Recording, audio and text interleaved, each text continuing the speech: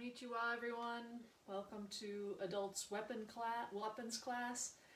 As you can see, it's raining out a little bit, so I thought we'd go inside. I've been very sneezy from allergies the last few days too, so I wasn't too heartbroken not to go outside today. But we'll be back outside on Saturday for Zoom weapons class. But today I'd like to go over a little of the things we did on Saturday, and also start going through Sansho 1 Part 2 as a solo practice. So I think this is a really good opportunity. Sansho 1 Part 2 is quite complex, so to really drill one side I think will really help you in your Sansho practice to sort of clarify what exactly is going on your own. Okay, hey, so we'll start with a brief warm and then go right into Sansho 1 Part 2. Okay, hands to your side, Joe in your right hand, Onegai shimasu. Okay, so let's just start, let's just start a little side to side. Stretch out the knees.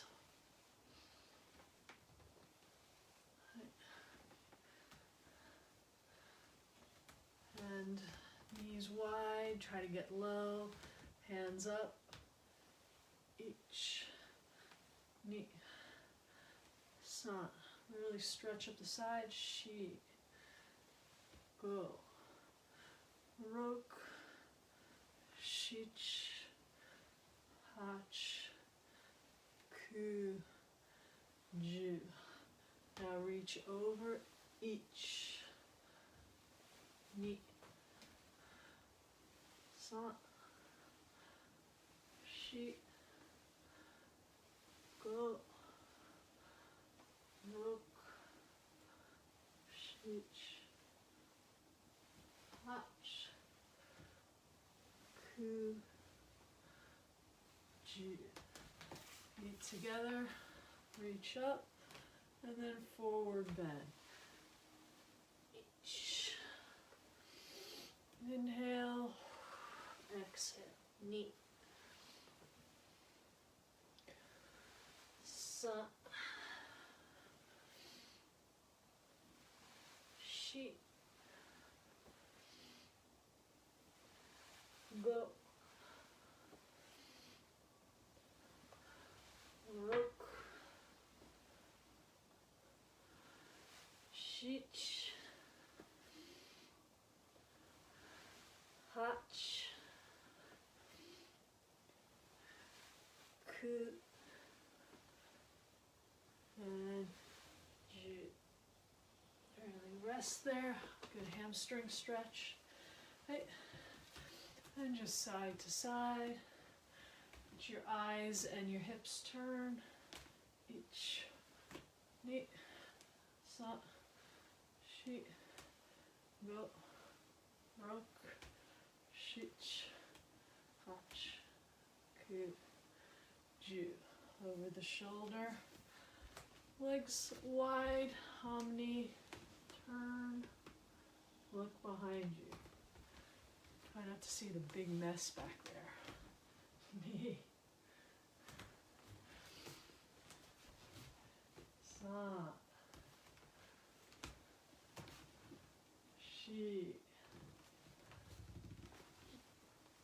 Go. Good. And then just some breaths in through the nose.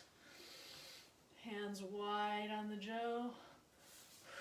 Forward. I'm using a slightly shorter Joe because of the low ceilings in here. Arms wide. Exhale. Arms wide. One more. Really stretch. So yeah, try a few of these as a back stretch. Look up on the ceiling. Stretch back as far as you can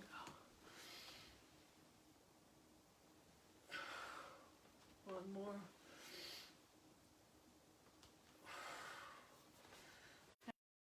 Out. Everything relaxed. Okay. Let's just do a little bit of twirling.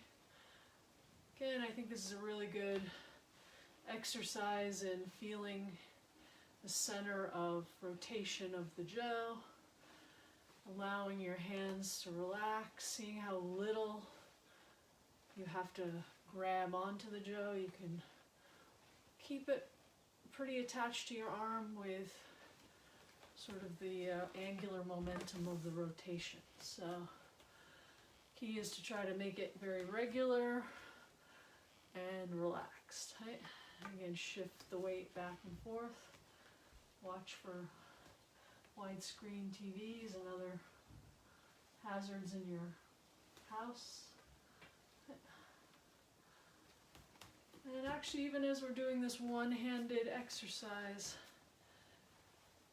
keep your other hand lively and ready. We'll be working on this more next week. There was an excellent class in the seminar yesterday, or on Saturday, involving how you should never let, if you're doing something with one hand, never let the other hand hang limp.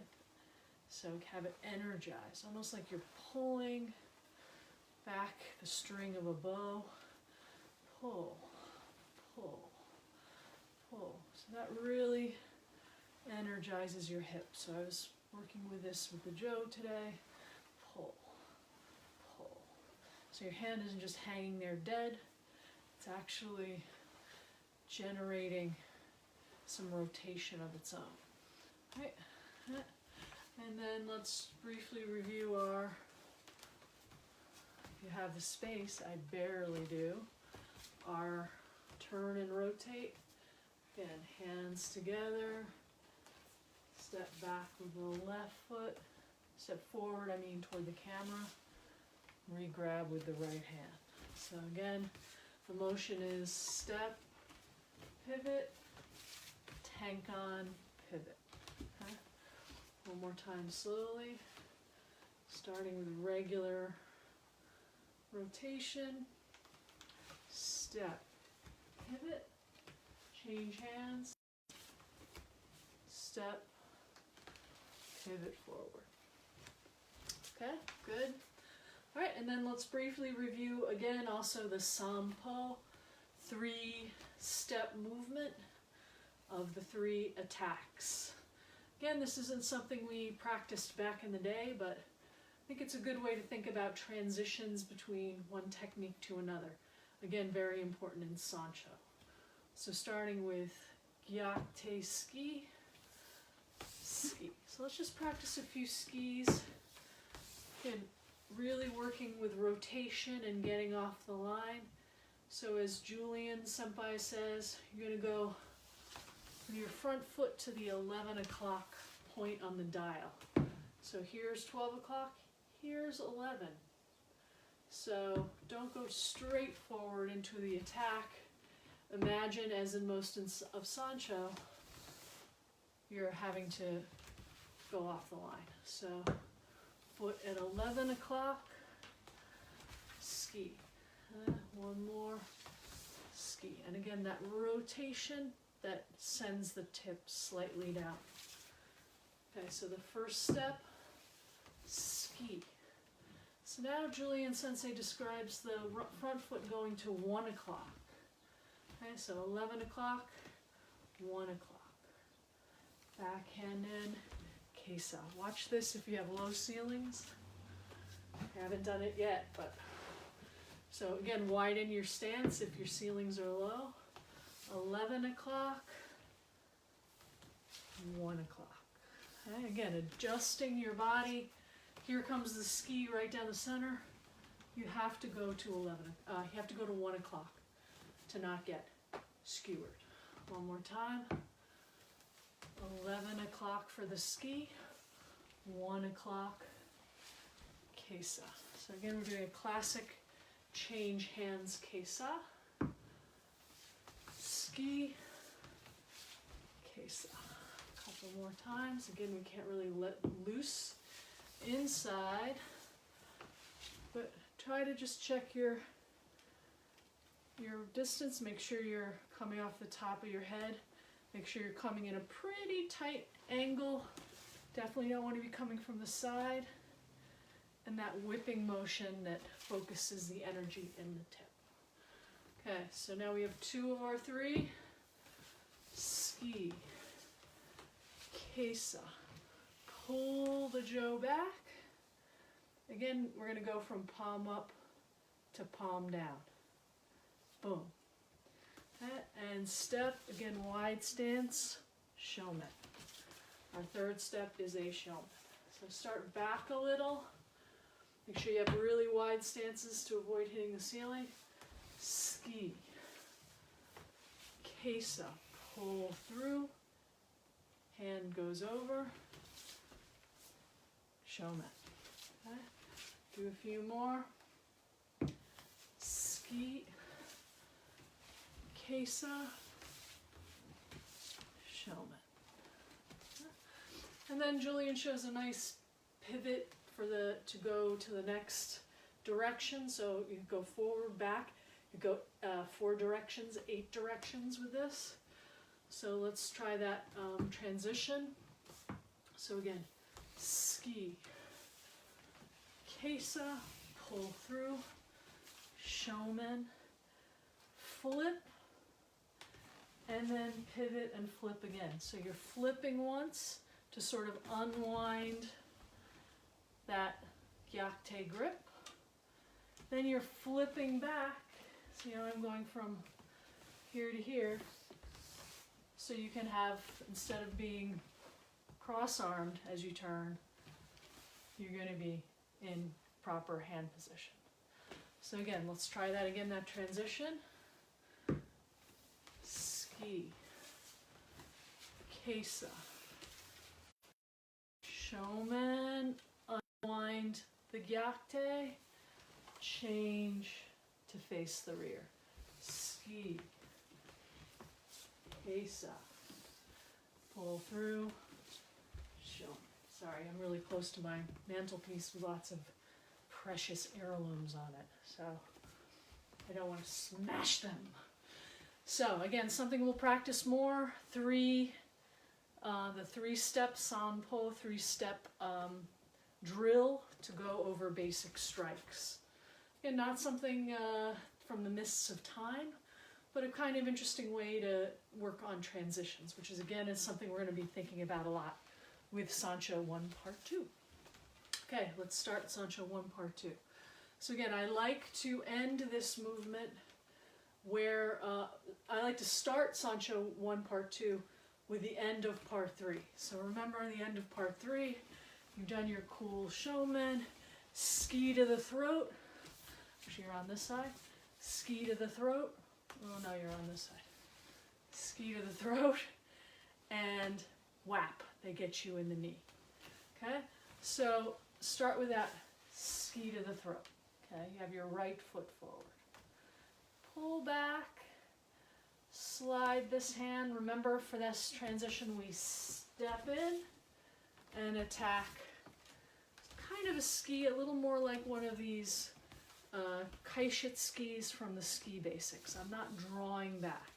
I'm going from this to this. Okay, so pretty much just swinging around the back end of the jo, which again, as Julian Sensei explained, which I thought was interesting, it's metal clad, so in a traditional spear. So this would be a good way to whack your partner in the side, not necessarily spear them. This is the spear end that I just went for the throat, but maybe I could get him a good kidney shot with the wooden metal clad end of the spear. Okay, so let's just do that a couple times. Right foot forward, pull through, left foot forward, attacking the side of the other opponent. So again, we have 2 sides in Sansho. One is called Ukitachi, which means, let me see, I wrote it down for everyone. Ukitachi means striking sword. So Ukitachi is the person who wins. And then I am playing in this scenario Uke, receiver. So striker and receiver. I am the Uke. I am the responder. Sadly, I'm going to lose. Why do I like starting this kata with the losing side? Because as the loser, I'm the first one who initiates part 2. Okay? The guy who won the last movement is just minding his own business. I come in, whack him on the side. Okay, so let's go from there. Ski. That's a Jodan ski. This is a sort of a Gaidon or a Chudan strike. Okay, remember, my hand gets cut. Okay, I'm gonna pick it up again, same thing, Gyakte, whap. Anyone remember this? Kaishi Uchiatosh. Okay, so again, ski, come around, knock it down, or I get my hand cut, whap. So there's a lot of these transitional movements. Again, I just had my hand cut, but I could re-grab Gyakte or Junte or Gyakte. Why do I re-grab Gyakte? Maybe because I just quickly remove my hand and I want to put it back. Also, I want a lot of downward force to knock down whatever counterattack is coming in. So you can argue for both. Again, try to literally let go here so you can feel that decision point. Okay? So again, Jodan ski, step around, Chokutsuki, let go, Kaishi, and ski. Okay? So remember now, the Ukitachi, comes in and knocks it down also. Okay? So they knock it down. Let me just make sure I have this right. Ski, good. Picks up with. Okay, so yeah, I strike down Kaishi. Okay, then the other person does Kaishi whack. Okay, again, I have an opportunity that I can let go. You can just go with it, but in this case, it makes sense to let go because you're going to grab Keisa. Okay, so that's my Keisa. Keisa Uchi Jodan attacking to the head. Okay, so Jodan ski, come around, Chokutsuki, whack, whack, ski, whack, and Keisa. Okay, so let's just go that far for today.